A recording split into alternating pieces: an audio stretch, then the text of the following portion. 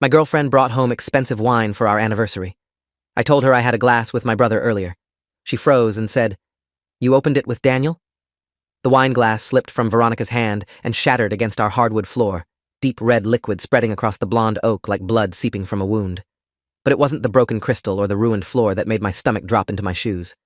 It was the expression on her face, pure, undiluted terror, masquerading as shock.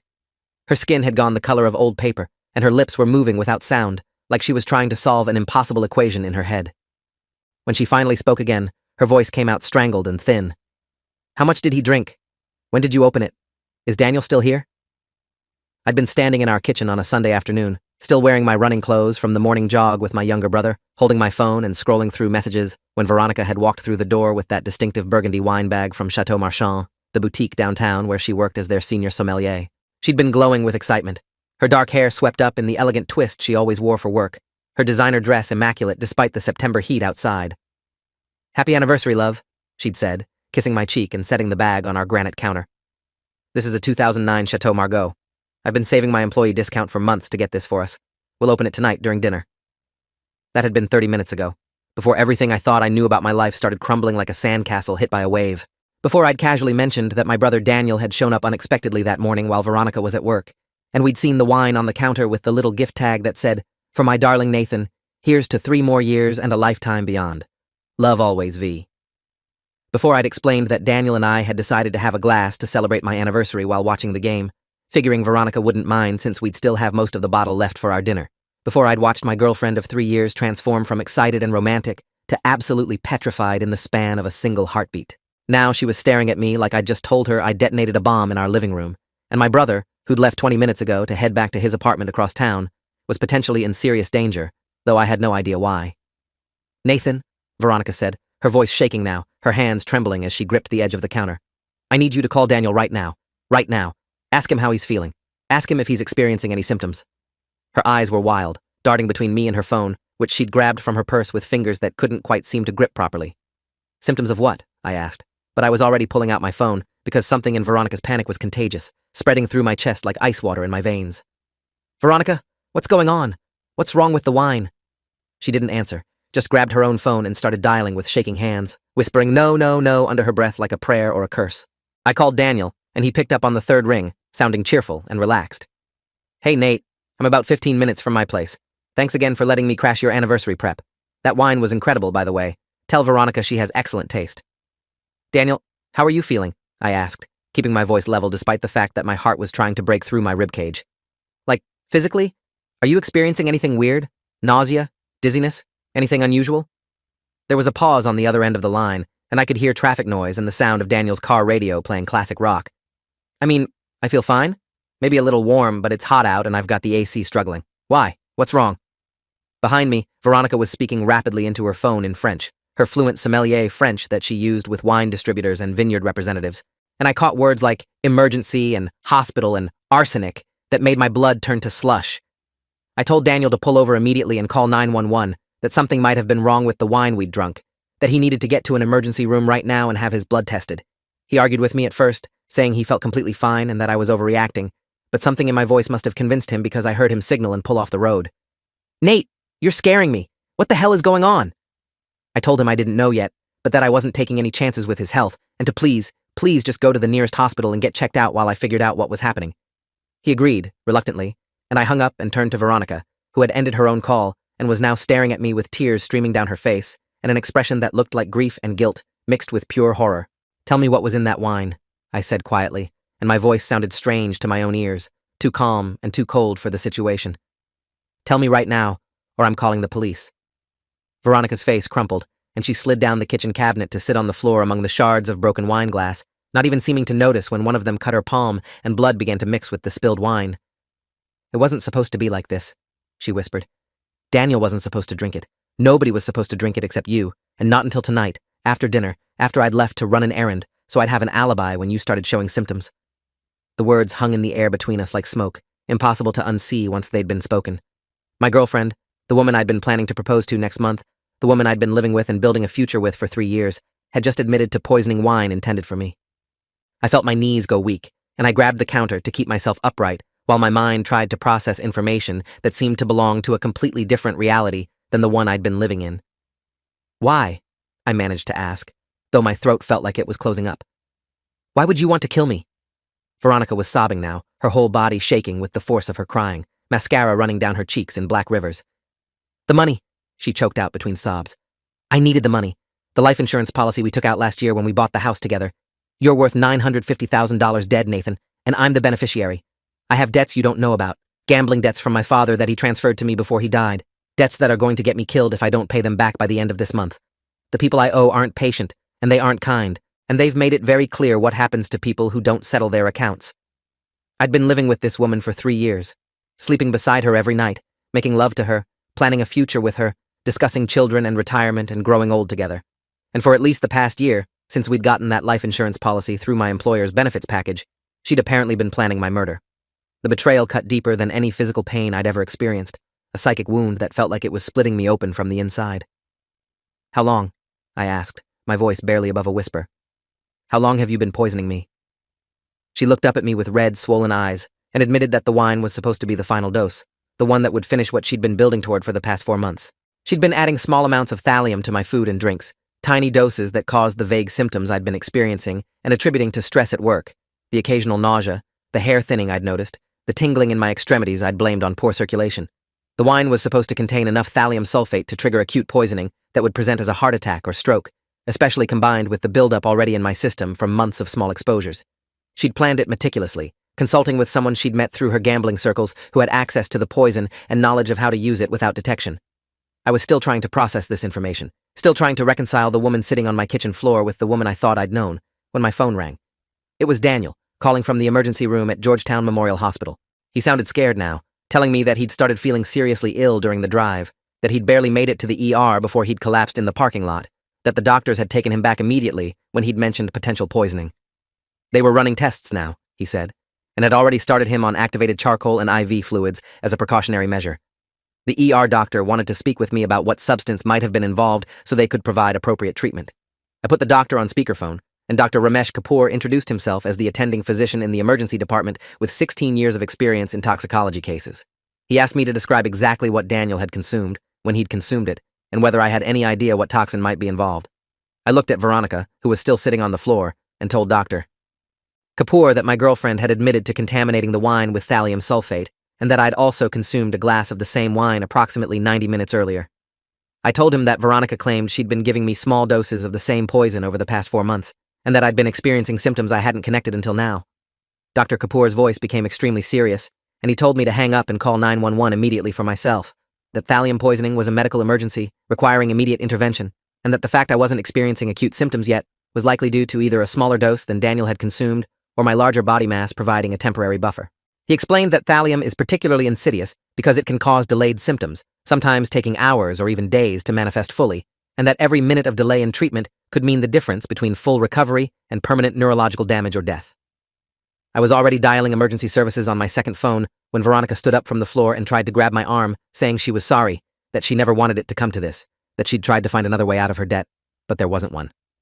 I pulled away from her and walked out of the kitchen, speaking to the 911 operator and explaining the situation, while Veronica followed me, still trying to explain or justify or apologize. I couldn't tell which through the noise of her crying and my own shock-induced numbness. The operator told me an ambulance was being dispatched to my address and that police would be arriving simultaneously given the nature of the call involving suspected attempted homicide. She instructed me to stay on the line, to try to preserve any evidence of the poisoning, including the wine bottle and any remaining contents, and to keep away from the person who'd administered the poison. I told her the suspect was my girlfriend and that she was currently in the same house, and the operator's voice became more urgent, telling me to leave the residence if possible and wait for emergency services outside. I grabbed my wallet and keys and headed for the front door, but Veronica blocked my path, her tear-stained face desperate and pleading. "Nathan, please, you have to understand. They were going to kill me. These people don't make empty threats. They killed my father when he couldn't pay, made it look like a suicide, and they told me I had until the end of September to settle his debt plus interest or I'd end up the same way. I didn't know what else to do. I couldn't go to the police because these people have connections, and I couldn't declare bankruptcy because the debt isn't in any official records. I was trapped, and you were the only way out." I pushed past her and walked outside onto our front lawn, staying on the phone with the emergency operator while my mind reeled with the implications of everything Veronica had said. The ambulance arrived within 8 minutes, followed closely by 2 police cruisers, and I found myself being loaded into the back of the emergency vehicle, while paramedics began assessing my vital signs and starting an IV line. I could see police officers entering my house to secure the scene and presumably take Veronica into custody, though I couldn't hear what was happening inside. The paramedics were asking me questions about my symptoms, my medical history, the timeline of the poisoning exposure, and I answered as clearly as I could while watching my house, the home I'd bought with Veronica just 14 months ago, the place where we'd planned to build our life together, become a crime scene surrounded by yellow tape and official vehicles. At the hospital, I was taken immediately to a treatment room where Dr. Kapoor met me, having already coordinated with the emergency responders during transport. He explained that they were treating both Daniel and me for acute thallium poisoning using Prussian blue, a medication that helps bind to thallium in the body and facilitate its excretion before it can cause severe damage. The treatment would continue for several days or potentially weeks, depending on the levels they found in our blood work, and we'd both need to be monitored closely for neurological symptoms, kidney function, and cardiac complications. He told me that Daniel's condition had stabilized after the initial treatment, though he was experiencing more severe symptoms than I was, likely because he'd consumed more of the poisoned wine in the single dose than my body had processed yet from my glass. The blood tests came back within 3 hours, and the results confirmed everyone's worst suspicions. I had significant levels of thallium in my system, consistent with chronic exposure over several months, exactly as Veronica had described. Daniel's levels were dangerously high from the acute dose he'd consumed, and Dr. Kapoor explained that if he'd waited even another 30 minutes before seeking treatment, the outcome could have been catastrophic. As it was, both of us were looking at a long recovery process, possible permanent nerve damage, and the likelihood of ongoing health complications from the poisoning. The doctor's expression was grave as he told me that Veronica's plan had been sophisticated and nearly successful. Thallium poisoning is difficult to diagnose without specific testing, and my symptoms had been vague enough that they could have been attributed to dozens of other conditions until it was too late. While I was receiving treatment, Detective Lisa Fernandez from the County Police Department arrived to take my statement. She was a woman in her early 50s with gray-streaked black hair pulled back in a practical bun, wearing a blazer despite the heat, and carrying herself with the kind of competent authority that comes from decades of investigating violent crimes. She explained that Veronica had been arrested at the scene and was currently being held without bail on charges of 2 counts of attempted murder, and that the district attorney's office was building a case that would likely include additional charges related to the poisoning scheme. Detective Fernandez asked me to walk her through my entire relationship with Veronica, any financial arrangements we'd had, the life insurance policy, and every symptom I'd experienced over the past 4 months that I could remember. I spent 2 hours giving my statement, describing everything from how we'd met at a wine tasting event 3 years ago, where she'd been working as a sommelier, to how we'd bought the house together, using her substantial down payment that she'd claimed came from an inheritance from her mother. I told the detective about the life insurance policy we'd taken out through my employer when we'd purchased the house, how Veronica had encouraged me to get the maximum coverage available because you never know what might happen. I described the symptoms I'd been having, the nausea, the hair loss, the tingling in my hands and feet, the occasional confusion and difficulty concentrating that I'd blamed on long hours at my job as a software engineer. Everything that had seemed unrelated and minor suddenly formed a pattern that was impossible to ignore once you knew what you were looking for. Detective Fernandez showed me evidence they'd already collected from the house, including the wine bottle that had contained the lethal dose of thallium, text messages between Veronica and someone named Anton discussing the final delivery, and making sure the package is properly prepared, and financial records that showed Veronica had substantial debts to several offshore accounts that she'd been desperately trying to hide. They'd also found in her home office a journal where she'd documented each dose of poison she'd administered to me, noting the dates, amounts, and my reactions. The clinical detachment of those entries made me feel physically sick in a way that had nothing to do with the thallium in my system. She'd written about poisoning me the way someone might record gardening activities or workout sessions, noting observations like subject showed increased sensitivity to light today and hair loss becoming more noticeable within expected parameters. The police had also discovered that Veronica's story about her father's gambling debts might not have been entirely truthful, or at least not the whole truth. Detective Fernandez explained that they were investigating the possibility that Veronica herself had been the gambler, not her father, and that she'd accumulated massive debts through online gambling sites and private poker games over the past 2 years. Her father, Henri Moreau, had died 18 months ago of what had been ruled a heart attack, but the police were now requesting an exhumation order to test his remains for thallium or other poisons, suspecting that Veronica might have practiced her method on him first before moving on to me. The thought that my girlfriend might be a serial killer rather than just a desperate woman in over her head was almost too horrific to process. Daniel was moved to a room 3 doors down from mine, and once we were both stable enough, I went to see him. He looked terrible, pale and weak, with IV lines running from both arms and monitoring equipment beeping steadily beside his bed. He was 31, 3 years younger than me, a high school teacher with a wife and a baby daughter, and seeing him like this, poisoned because of my girlfriend's scheme, nearly killed because he'd shown up at my house unexpectedly on a Sunday morning, filled me with a guilt so profound I could barely speak. "I'm so sorry," I told him, my voice breaking. If I'd known, if I'd realized what she was doing, I never would have let you anywhere near that wine. This is my fault. Daniel shook his head weakly and reached out to grip my hand with surprising strength, considering his condition. This isn't your fault, Nate. This is on her, all of it. You didn't know. How could you have known? But I should have known, I thought. I should have questioned why I'd been feeling sick so often, should have seen a doctor about my symptoms instead of dismissing them as stress, should have noticed something wrong with Veronica's behavior or finances. But the truth was that she'd been extraordinarily careful and convincing, maintaining her persona as the loving girlfriend while methodically killing me in slow motion. She'd been patient, calculating, and absolutely ruthless in her execution of a plan that had nearly succeeded. The toxicology reports continued to reveal disturbing details over the next several days. The thallium in the wine had been mixed with the alcohol in a way that would have been virtually undetectable to taste, especially in a high-tannin red wine like the Chateau Margaux.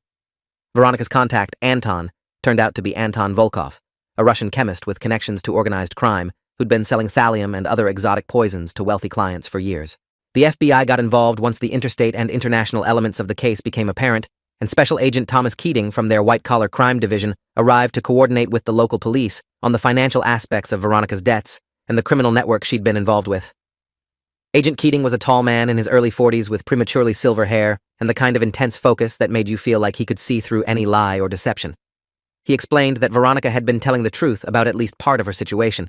She did owe substantial money to dangerous people, approximately $430,000 to a criminal organization operating out of Eastern Europe that specialized in high-stakes online gambling and money laundering.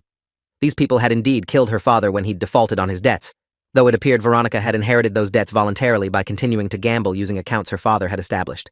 The FBI had been investigating this organization for 2 years as part of a broader operation targeting international financial crimes, and Veronica's arrest had potentially given them a witness who could provide valuable information about the network's operations. But that wasn't even the most disturbing revelation. Agent Keating told me that during questioning, Veronica had mentioned that I wasn't her first attempt at solving her debt problem through life insurance fraud.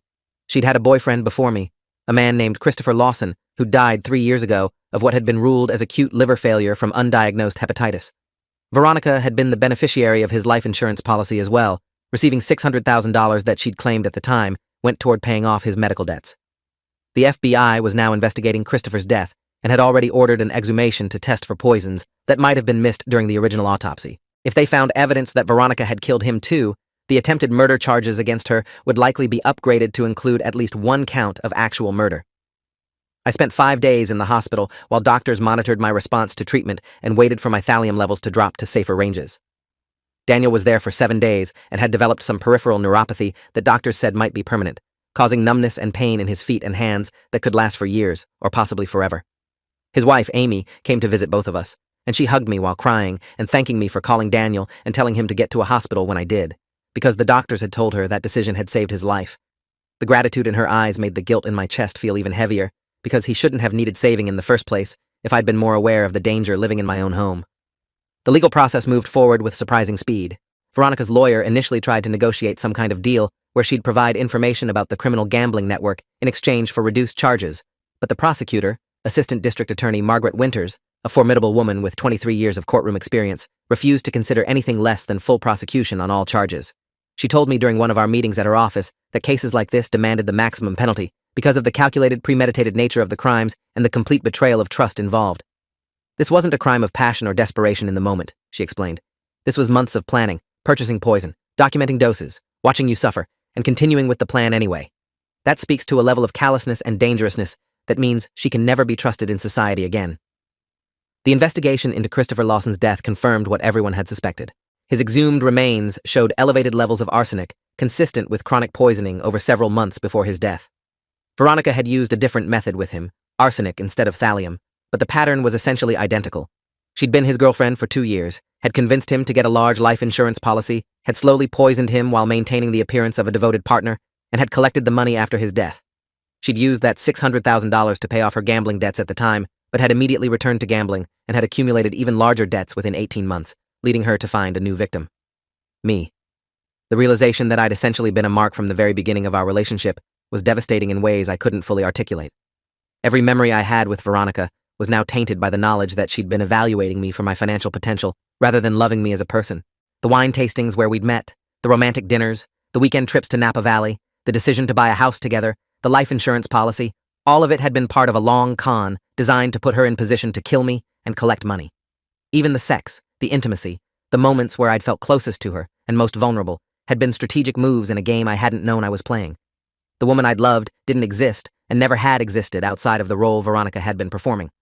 The prosecution brought charges of 2 counts of attempted murder for Daniel and me, 1 count of first-degree murder for Christopher Lawson, insurance fraud, conspiracy to commit murder related to Anton Volkov's involvement, and several financial crimes related to the life insurance applications and her gambling activities.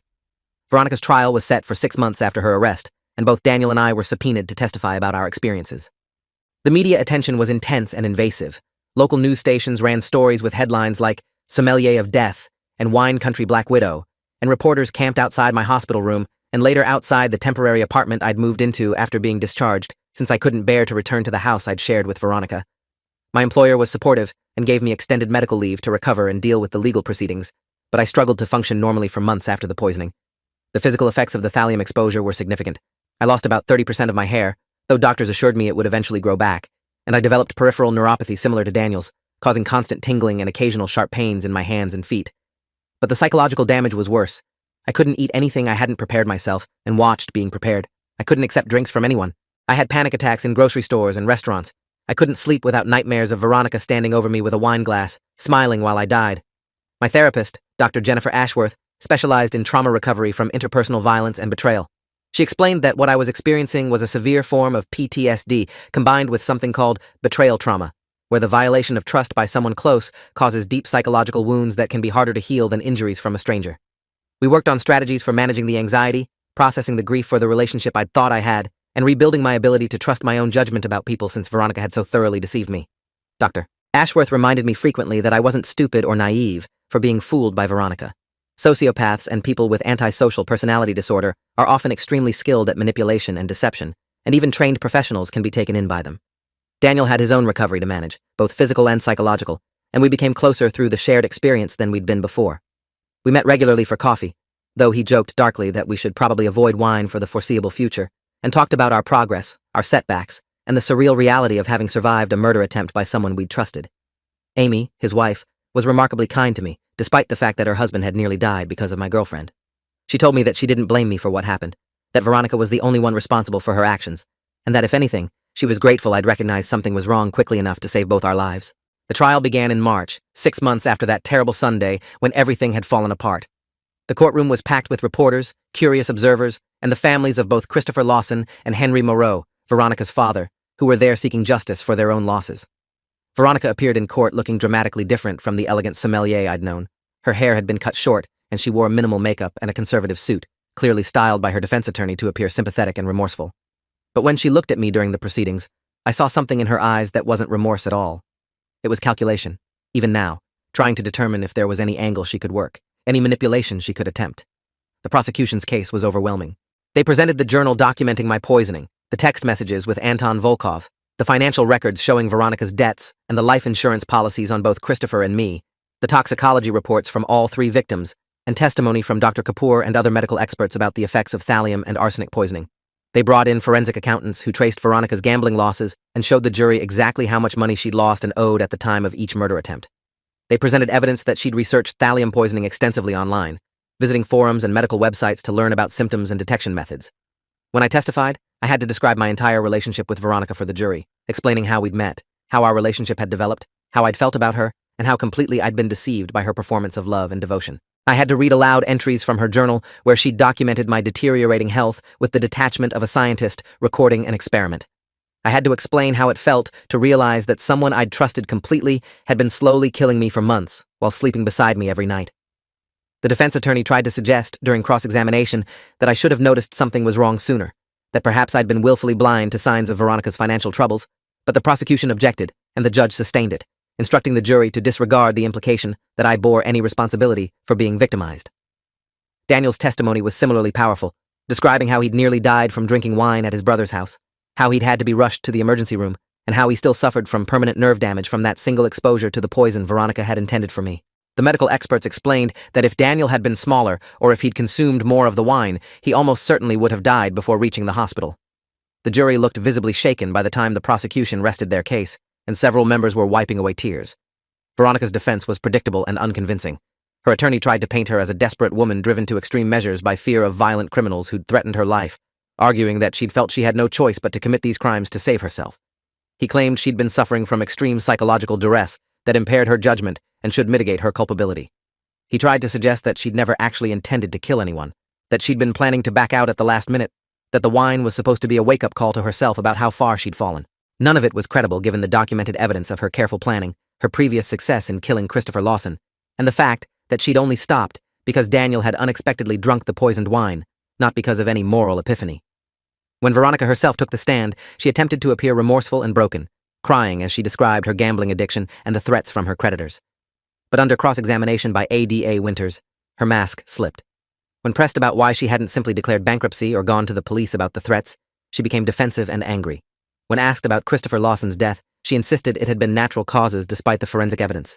When confronted with specific journal entries describing my symptoms, she tried to claim the journal was fabricated or taken out of context.